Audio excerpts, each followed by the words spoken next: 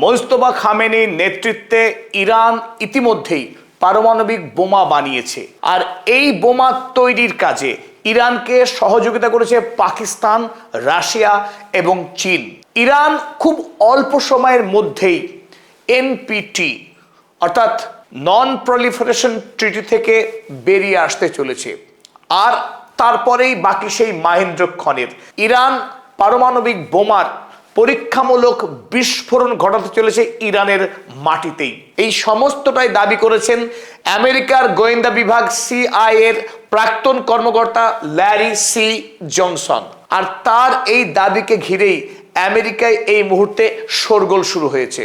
আজকের এই আলোচনায় আমরা বিশ্লেষণ করে বোঝার চেষ্টা করব সত্যি সত্যি কি ইরান ইতিমধ্যেই পারমাণবিক বোমা তৈরি করে ফেলেছে, আর এই কারণেই কি আমেরিকা ইরানের হাতে মার খাবার পরেও ইরানকে প্রত্যাঘাত করতে সাহস করছে না। কারণ পাকিস্তানের সঙ্গে এতদিন ধরে পাকিস্তানের মধ্যস্থতায় ইরান এবং আমেরিকা যে দ্বিপাক্ষিক শান্তি চুক্তির জন্য আলোচনা চালিয়ে যাচ্ছিল, সেই আলোচনা কিন্তু এই মুহূর্তে বন্ধ রয়েছে, অথচ যুদ্ধ রয়েছে থেমে। এর নেপথ্যে কি সত্যি সত্যি পারমাণবিক বোমাই কি আসল কারণ? চলুন আলোচনা শুরু করা যাক।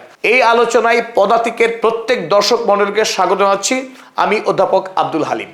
জুন মাসের 2 তারিখ ম্যাগাজিনের নাম সোনার 21। এই ম্যাগাজিনের কর্মকর্তা ল্যারি সি জনসন তিনি প্রশ্ন করলেন, ডাজ ইরান হ্যাভ এ নিউক? ইরানের কি পারমাণবিক অস্ত্র রয়েছে? ওয়েল প্লেস সোর্সেস সেজ ইয়েস। তার উত্তরে তিনি বললেন, আমেরিকার সবচাইতে নির্ভরযোগ্য সূত্র দাবি করছে ইয়েস, ইতিমধ্যেই ইরানের হাতে পারমাণবিক বোমা চলে এসেছে। আর সেই নির্ভরযোগ্য সূত্রকে তারও ঠিকানা দিলেন ল্যারি সি জনসন। তিনি বললেন আমেরিকার গোয়েন্দা বিভাগ অর্থাৎ সিআইএ টিম তারাই এই বিষয়টি নিশ্চয়তা দান করেছে যে ইরানের হাতে সত্যি সত্যি পারমাণবিক বোমা চলে এসেছে।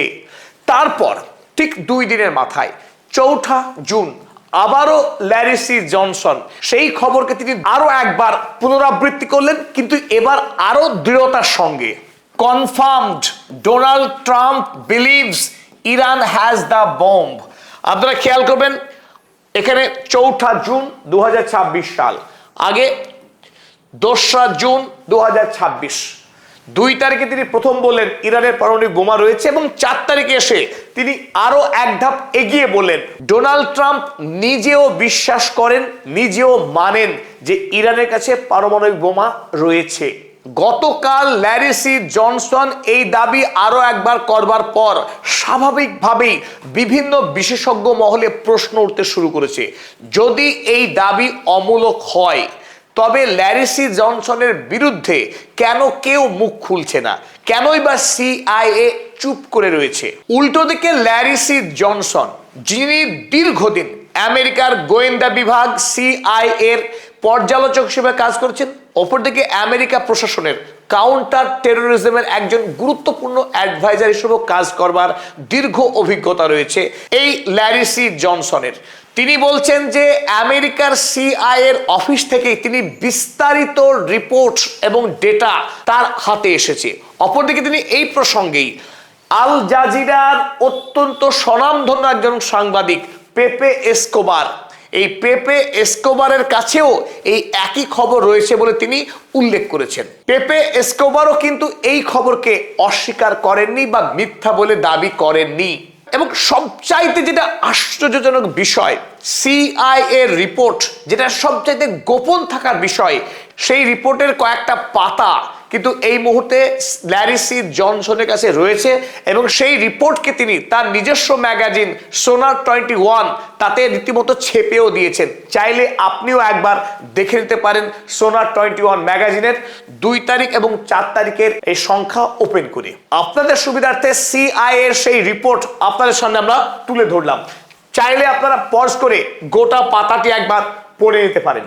চলুন এবার আমরা দেখে নিই ল্যারি সি জনসন সিআইএ রিপোর্টকে কোট করে তিনি কি কি দাবি করলেন। প্রথমেই তিনি দাবি করেন ইরানের প্রেসিডেন্ট মাসুদ পেজেশকিয়ান আমেরিকা এবং ইরানের মধ্যে মধ্যস্থতাকারী রাষ্ট্র পাকিস্তানের প্রধানমন্ত্রী শেহবাজ শরীফের সঙ্গে যোগাযোগ করেন এই মাসুদ পেজেশকিয়ান।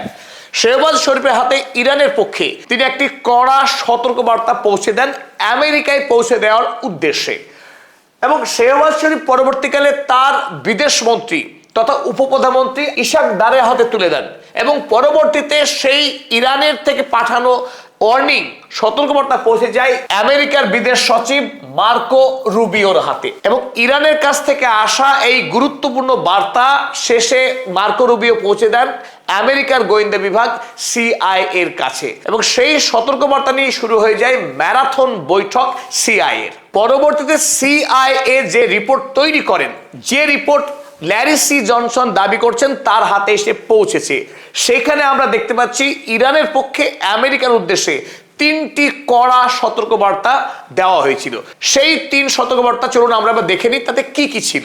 1 নম্বর হুমকি, immediate withdrawal from the ongoing nuclear piece talks. ইরানের পক্ষে জানানো হয়েছিল আমেরিকা যদি বারবার ম্যাক্সিমালিস্ট দাবি করে ইরানের সঙ্গে চুক্তি করতে গিয়ে ইরান আমেরিকার সঙ্গে পরমাণু বিষয়ে কোনো রকম আলোচনা করবে না, আলোচনার দরজা তারা বন্ধ করে দেবে। এবং খুব আশ্চর্যজনকভাবে আমরা দেখলাম 3 তারিখে যখন ইরান বাহরাইন এবং কুয়েতের একাধিক মার্কিন সেনা সারিতে আক্রমণ করলো আমেরিকার আক্রমণের জবাবে, তারপর থেকে আমেরিকার সঙ্গে ইরানের নতুন করে কোনো রকম যুদ্ধের বা আক্রমণের খবর নেই। এবং তারপর পরেই ইরানের সঙ্গে আমেরিকার কোনো রকম দ্বিপাক্ষিক আলোচনা চলছে না, একেবারে থমথমে অবস্থা, না যুদ্ধ না শান্তির আলোচনা। এইখানেই কিন্তু প্রথম যে দাবি যেটা ইরানের পক্ষে করা হয়েছিল আমেরিকাকে বলে ল্যারি সি জনসন দাবি করছেন, সেই ঘটনা কিন্তু কিঞ্চিত আমরা সত্যতা খুঁজে পাচ্ছি যে এই মুহূর্তে আমেরিকা নতুন করে ইরান আক্রমণ করবার সাহস দেখাতে পারছে না। তাহলে সত্যি সত্যি কি যে দাবি করছেন ল্যারি সি জনসন সেটা কি সত্য? চলো দেখে 2 নম্বর দাবি, total abandonment of the prospective nuclear treaty framework. খুব অল্প সময়ের মধ্যেই Iran NPT nuclear proliferation treaty পৃথিবীর অধিকাংশ রাষ্ট্রগুলো নিয়ে এই পরমাণু অস্ত্র যাতে বিশ্বব্যাপী ছড়িয়ে না পড়ে তাকে প্রতিরোধ করবার জন্য যে বিশেষ কমিটি রয়েছে সেই কমিটির সদস্য ছিল এতদিন ইরান। এবং ইরান বরাবর এই এনপিটিকে সমস্ত রকম সহযোগিতা করে এসছে এবং তাদের যে সমস্ত নিউক্লিয়ার সিভিল সাইটসগুলো রয়েছে সেখানে অনায়াসে এই এনপিটির পরিদর্শকরা এসে পরিদর্শন করতে পারতেন। কিন্তু সাম্প্রতিক এই হুমকিতে জানানো হয়েছে ইরান খুব শিগগিরই ওই এনপিটি থেকে বেরিয়ে আসছে, অর্থাৎ আগামী দিনে ইরান তার নিজের দেশে পরমাণু অস্ত্র তৈরি করুক বা না করুক সেই সমস্ত সাইটগুলোতে আন্তর্জাতিক কোনো অবজারভারকে কোনোভাবেই ইরানে প্রবেশ করতে দেওয়া হবে না। তার অর্থ কি? তার অর্থ এই যে ইরান তার দেশের অভ্যন্তরে ইস্পাহান, নাতাজ বা ফোর্দোর মতো যে সমস্ত পারমাণবিক কেন্দ্রগুলো রয়েছে সেখানে পারমাণবিক অস্ত্র তৈরি করবে এবং সেই তৈরির ক্ষেত্রে বিশ্বকে সে জানান দেবে না। 3 নম্বর বড় দাবি, the detonation of a nuclear device on Iranian soil.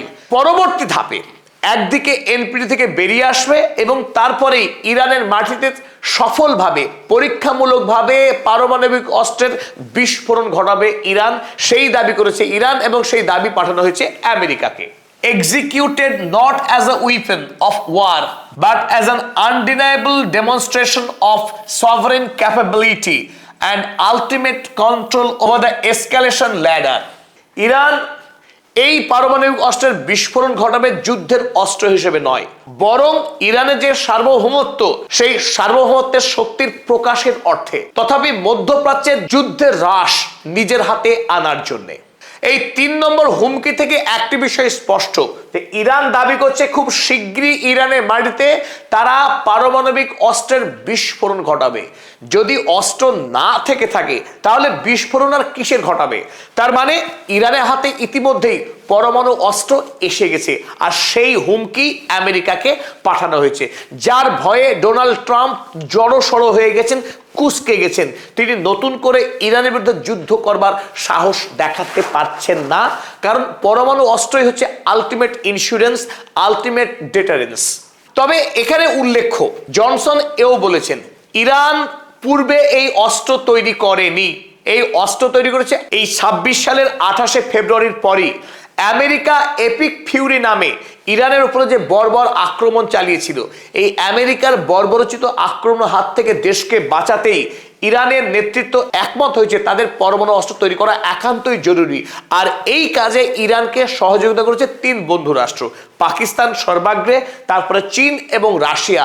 এই 3 রাষ্ট্রের সহযোগিতাতেই ইরান এত দ্রুত তারা এই পারমাণবিক অস্ত্র বানিয়েছে বলে দাবি করেছেন ল্যারি সি জনসন। এই প্রাক্তন সিআইএ কর্তার রিপোর্টে আরো 3টি চাঞ্চল্যকর তথ্য উঠে এসেছে।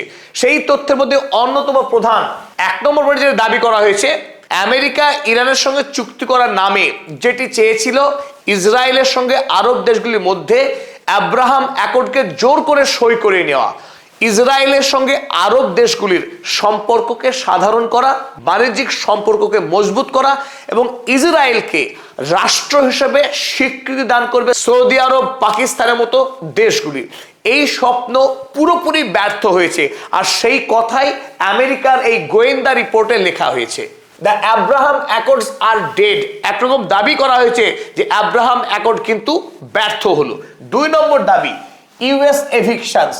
The report claims Qatar and Oman are drafting timelines 6 to 9 months for US military forces to vacate their local bases. আরো বড় সড়ো দাবি, যে দাবি এতদিন ধরে ইরান করে আসছিল, মধ্যপ্রাচ্যের কোন দেশে আমেরিকার কোনো সেনা ছাউনি থাকবে না। যতদিন সেনা ছাউনি থাকবে তার বিরুদ্ধে ইরান যুদ্ধ করে যাবে। সেই প্রসঙ্গে আমরা দেখতে পেলাম আমেরিকার সিআইএ রিপোর্টেই দাবি করা হচ্ছে কাতার, যেখানে আমেরিকার সবচাইতে বৃহৎ সামরিক সেনা ছাউনি রয়েছে আল উদেইদ, আর এই কাতারেই আমেরিকার সেন্টকম, মধ্যপ্রাচ্যের যে মিলিটারি হেড, সেন্ট্রাল কমান্ডার, তার বাসা কাতারে। কাতার থেকে আগামী দিনে মার্কিন সেনাদেরকে তাড়িয়ে দেওয়া হবে, তার জন্য কাতারের পক্ষে একটি নির্দেশনামা তৈরি করা হচ্ছে। আমেরিকাকে আগামীতে 6 থেকে 9 মাস সময় দেওয়া হবে বড়জোর কাতারের মাটি ছেড়ে আমেরিকার সেনাদের বিদায় নেওয়ার জন্য।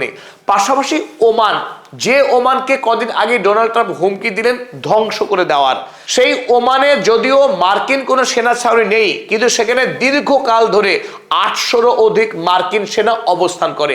সেই মার্কিন সেনাদেরকেও ওমান দেশ ছেড়ে যেতে হবে, তার জন্য ওমানের দেশের পক্ষেও একটি আদেশনামা তৈরি করা হচ্ছে।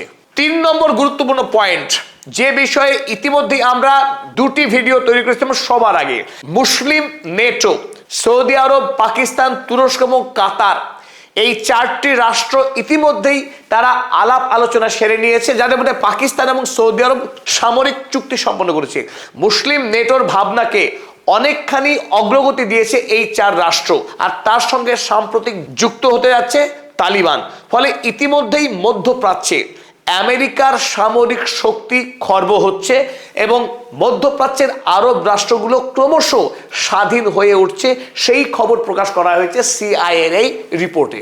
A new regional alignment featuring Saudi Arabia, Pakistan, Turkey and Egypt is supposedly forming, completely detached from US influence, with Pakistan serving as the primary operational pivot. A regional alignment featuring Saudi Arabia, Pakistan, Turkey and Egypt is supposedly forming. একটি আঞ্চলিক বোঝাপড়া, যে বোঝাপড়ার মধ্যে রয়েছে Saudi আরব, পাকিস্তান, তুরস্ক এবং মিশর, completely detached from US influence, যাতে কোনো রকম মার্কিনী প্রভাব নেই। মার্কিনী প্রভাব ছুঁড়ে ফেলে দিয়ে এই 4 মুসলিম রাষ্ট্র ঐক্যবদ্ধ হচ্ছে শক্তির প্রশ্নে। With Pakistan serving as the primary operational pivot, আর এই রাষ্ট্রগুলোকে ঐক্যবদ্ধ করার কাজে পাকিস্তান সবচাইতে নির্ণায়ক ভূমিকা পালন করছে বলে দাবি করা হয়েছে এই রিপোর্টে। এখন মজার বিষয়, প্রাক্তন এই সিআইএ কর্তা যখন তিনি দাবি করছেন, সিআইএর গোপন রিপোর্ট তার হাতে এসে পৌঁছেছে এবং তিনি তার ম্যাগাজিন সোনার 21-এ সেই রিপোর্টের একটা বড় অংশ ছেপেও দিয়েছেন, কিন্তু তার বিরুদ্ধে আমেরিকা সরকারের পক্ষে কোনো রকম স্টেপ নেওয়া হয়নি, নাম্বার 1। 2 নম্বর গুরুত্বপূর্ণ বিষয়, যদিও ল্যারি সি জনসন, যিনি আমেরিকায় যথেষ্ট প্রভাবশালী এবং খ্যাতনামা, তার মতো একজন প্রাজ্ঞ সামরিক কর্তা এত বড় দাবি করলেন, কিন্তু আমেরিকার মুখ্যত বড় বড় যে সমস্ত খবরের কাগজ রয়েছে কিংবা যুদ্ধ বিষয়ক ম্যাগাজিন রয়েছে, সেই সমস্ত ম্যাগাজিন কিংবা খবরের কাগজের পক্ষে এই দাবি কিন্তু প্রকাশ করা হয়নি, ছাপা হয়নি। সুতরাং ল্যারি সি জনসন যতটা দৃঢ়তার সঙ্গে এই দাবি তিনি করেছেন, সেই বিষয়ে কিন্তু অন্যান্য খবরের কাগজ এখনো পর্যন্ত মুখে কুলু পেটে রয়েছে, তারা এই বিষয়ে একটি শব্দও লেখেনি। তবে আমরা ইতিমধ্যে দুটি বিষয় কিন্তু লক্ষ্য করছি। এক নম্বর, প্রথম যে বিষয় আব্রাহাম অ্যাকর্ডের ফেইলিয়ার, সেটা ইতিমধ্যেই ঘটে গেছে, আমরা প্রত্যেকেই দেখেছি। সৌদি আরব বা পাকিস্তান তারা আমেরিকার মুখের উপরে জবাব দিয়েছে যে তারা ইসরায়েলকে না রাষ্ট্রের স্বীকৃতি দেবে, না তার সঙ্গে কোনো রকম বাণিজ্য করবে। গত ৭৮ বছর ধরে যে অবস্থা নিয়েছিল সৌদি আরব বা পাকিস্তান, তারা সেইখানেই দাঁড়িয়ে আছে। দ্বিতীয়ত, যে মুসলিম ন্যাটোর আভাস দেওয়া হচ্ছে সিআইএ রিপোর্টে, সেটাও বাস্তবতা, যেটা ইতিমধ্যেই ঘটে চলেছে আরব রাষ্ট্রগুলির মধ্যে। তাই এটা যে একেবারে ভ্রান্ত অমূলক সে কথা বলা যায় না। অপরদিকে যে কথা আমরা বলছিলাম, ৪২ ঘন্টা অতিক্রান্ত, ইরানের হাতে মার খেয়েছে আমেরিকা এবং সেটা বেধড়ক মার খেয়েছে। তারপরে এখনো পর্যন্ত আমেরিকার সেনারা ইরানে কিন্তু কোনো নতুন আক্রমণ করেনি। এখান থেকে কিছুটা হলেও বিশ্বাস তৈরি হচ্ছে হয়তোবা ইতিমধ্যেই ইরানের হাতে পারমাণবিক বোমা চলে এসেছে। কারণ এতদিন ধরে আমরা যে খবর করে আসছি, ইরানের হাতে রয়েছে 441 কেজি এনরিচড ইউরেনিয়াম, যাকে বলা হয় উইপেন গ্রেডের ইউরেনিয়াম, অর্থাৎ অস্ত্র তৈরির উপযুক্ত ইউরেনিয়াম ইরানের কাছে রয়েছে। সামান্য একটু এনরিচমেন্ট বাকি, সেটুকু করা কিন্তু 1 থেকে 2 সপ্তাহের কাজ। তাহলেই সেই এনরিচড ইউরেনিয়াম থেকেই পারমাণবিক বোমা তৈরি করা সম্ভব এবং সেই এনরিচড ইউরেনিয়াম থেকে অনায়াসেই পারমাণবিক বোমা তৈরি করা সম্ভব।